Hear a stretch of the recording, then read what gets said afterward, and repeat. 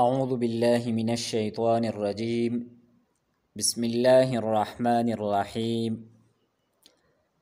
يا أيها الناس اے خلقو اعبدوا ربكم الذي تاسو عبادت کوي د خپل اغه پروردگار یا د خپل اغه رب خلقکم چې تاسو یې پیدا کړی.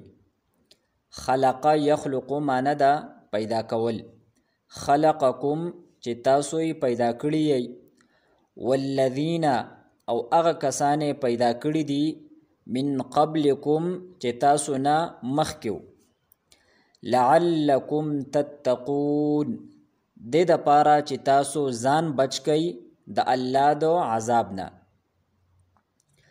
الذي الله هغه ذات دی، جعل لكم الارض فراشا چې ګرځولی دا ستاسو د پاره ځمکه فرش. الارض د ځمکې ته ویلی کیږي. الله هغه ذات دی چې ګرځولی دا ستاسو د پاره ځمکه فرش. والسماء بناء او ګرځولی دی ستاسو د پاره اسمان چت. بنا معنی دا چت. وانزل من السماء ماء او راورولی دی د وریځو نه ماء اوبو. انزل ينزل معنی دا راورول. او مخکې مونږ ویلو چې سما دا د اسمان د پاره هم استعمالیږي او د وریځو د پاره هم استعمالیږي. وانزل من السماء ماء او راورولی دی د وریځو نه ماء اوبو. فاخرج به پس راویستل به د دې اوبو په ذریعه باندې من الثمرات قسمه قسمه میوې، رزقا لکم ستاسو د خوراک دپاره. فلا تجعلوا لله اندادا پس تاسو مه جوړوئ لله د الله سره اندادن شریکان.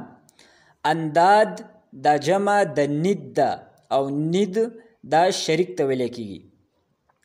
فلا تجعلوا لله اندادا پس تاسو مه جوړوئ د الله سره شریکان.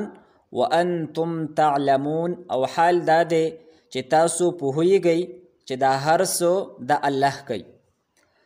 وان کنتم فی ریب کچریی تاسو فی ریب په شک کې مما د هغې کتاب نه نزلنا علی عبدنا نزلنا چې مونږه هغه لږ لږ نازل کړی دی علی عبدنا په خپل بنده محمد صلی الله علیه وسلم باندې. فأتو نو پس تاسو راوړئ بصورتن یو وړوکې صورت من مثله د قرآن د یو صورت پشان. ودعو او تاسو راوبلئ شهداءکم خپل مددګاران یا خپل باطل خدایان من دون الله د الله نه ما سوا. ان کنتم صادقین کچری تاسو په دې خپلې واده کې رښتونی یئ. فإن لم تفعلوا کچری تاسو دا کار اونکو یعنی د قرآن دا مثل امرا نوړ. ولن تفعلوا او هیڅ کلم تاسو دا کار نشئ کولی.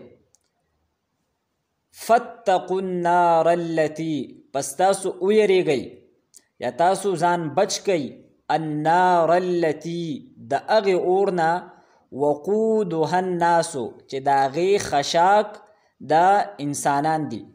وقود دا ایندن او خشاک ته ویلی کیږي. فاتقوا النار التي نو پس تاسو ویریږئ او ځان بچ کئ النار التي د هغې اور نه وقودها الناس چې د هغې خشاک دا خلق دي. والحجارة او کاڼي دي. اعدت للکافرین او دغه اور دا تیار کړی شوی دی للکافرین د کافرانو د عذاب دپاره. مونږ ته دې آیتونو یو ځل بیا روانه ترجمه کو. یا ایها الناس اعبدوا ربکم الذي خلقکم، ای خلکو تاسو عبادت کوئ د خپل هغه پروردګار چې تاسو پیدا کړی، والذین من قبلکم او هغه کسان چې تاسو نه مخکې، لعلکم تتقون دې دپاره چې تاسو د الله د عذاب نه بچ شئ. الذي جعل لكم الارض فراشا والسماء بناء، الله هغه ذات دی چې هغې ګرځولي ده ستاسو دپاره ځمکه فرش او ګرځولی دی ستاسو دپاره اسمان چت.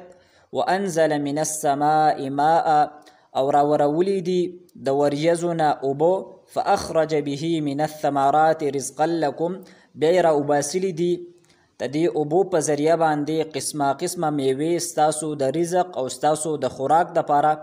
فلا تجعلوا لله اندادا وانتم تعلمون، پس تاسو مه جوړوئ د الله دپاره شریکان، وانتم تعلمون او تاسو پوهیږئ چې دا ټول کارونه د الله کوي. وان کنتم فی ریب مما نزلنا علی عبدنا، کچریې تاسو په شک کې د هغې کتاب نه چې مونږه نازل کړی دی په خپل بنده باندې، فأتو بصورة من مثله، پس تاسو راوړئ یو وړوکې صورت ته دې پشان. ودعوا شهداءکم من دون الله ان کنتم صادقین، او تاسو راوبلئ یا راوغواړئ خپل مددګاران د الله نه سوا کچرې تاسو په دې خپلې دعوه کې رښتونی یئ چې دا کلام دا محمد صلی الله علیه وسلم د خپل ځان نه جوړ کړی دی.